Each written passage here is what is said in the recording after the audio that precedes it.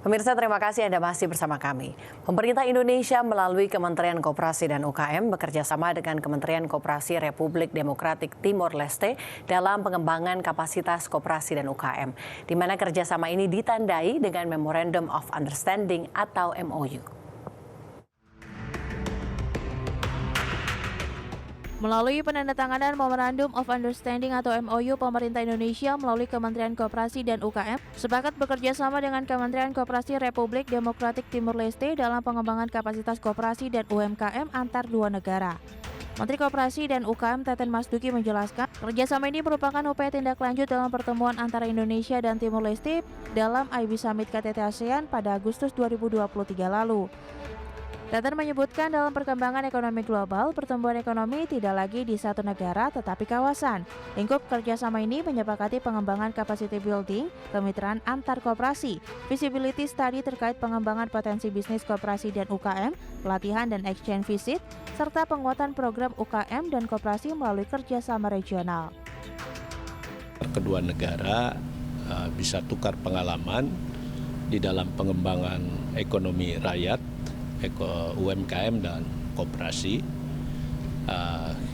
karena saya kira sekarang ini dalam ekonomi global, ya, perkembangan ekonomi global, pertumbuhan ekonomi itu sekarang tidak lagi di satu negara tapi kawasan.